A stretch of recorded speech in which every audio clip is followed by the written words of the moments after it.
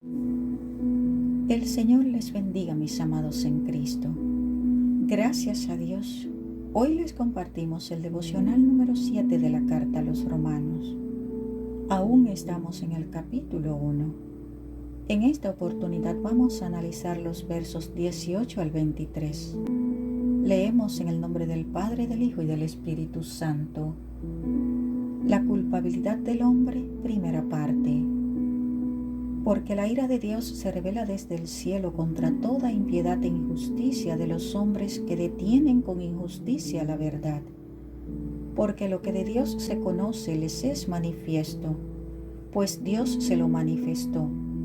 Porque las cosas invisibles de Él, su eterno poder y deidad, se hacen claramente visibles desde la creación del mundo, siendo entendidas por medio de las cosas hechas.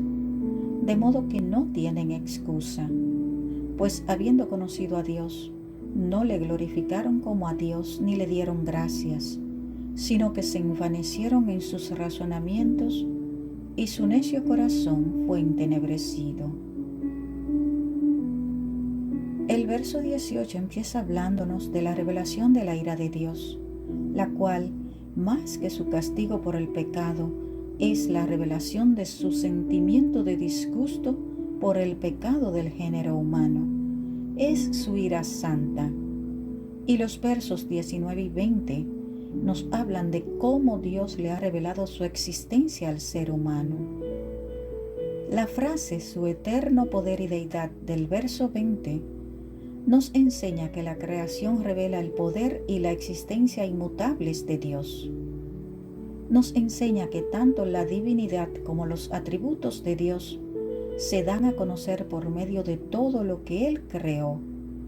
Y la última parte de este versículo que dice, de modo que no tienen excusa, y los versos 21 al 23, nos enseñan que hay una acusación contra el ser humano, ya que la creación misma revela la existencia de Dios con absoluta claridad. Estas porciones revelan también la base histórica del pecado del hombre, el cual no surgió debido a su ignorancia acerca de la existencia de Dios, sino debido a la rebelión voluntaria del hombre ante la clara luz de Dios. En relación al verso 21 podemos decir también que este contradice la teoría de la evolución, porque el hombre no está evolucionando físicamente.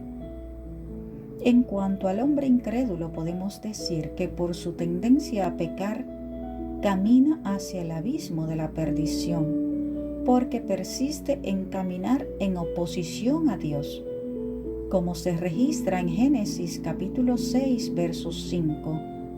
Y vio Jehová que la maldad de los hombres era mucha en la tierra, y que todo designio de los pensamientos del corazón de ellos era de continuo solamente el mal.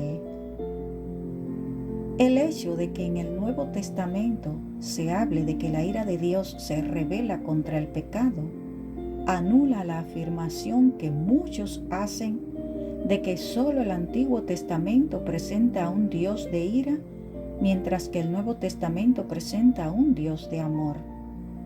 Tanto en el Antiguo como en el Nuevo Testamento hay una revelación continua de la ira de Dios, sobre todo en estos tiempos de degradación extrema del ser humano. La ira de Dios es su desagrado constante ante la maldad del hombre. Porque Dios no cambia, Él sigue siendo misericordioso, pero no es indulgente con el pecado, sino que su misericordia nos alcanza porque Cristo murió por los pecadores. El Evangelio no ha cambiado la actitud de Dios hacia el pecado, sino que ha hecho posible que Él acepte al pecador y éste es beneficiario o de la justicia o de la ira de Dios, dependiendo de su respuesta al Evangelio, y ambas, tanto la justicia como la ira de Dios, se revelan desde el cielo. Como leímos en el texto, el juicio de Dios es revelado desde el cielo contra todo pecado e impiedad. La impiedad es la actitud de desobediencia del ser humano contra Dios. Es la negación del carácter de Dios. Es el desconocimiento voluntario de la existencia de Dios, lo cual es pecado. Y la injusticia a la que Pablo hace referencia es la maldad del hombre contra el hombre, de modo que aquellos que detienen la verdad divina por su persistencia en pecar, caerán bajo el juicio de Dios.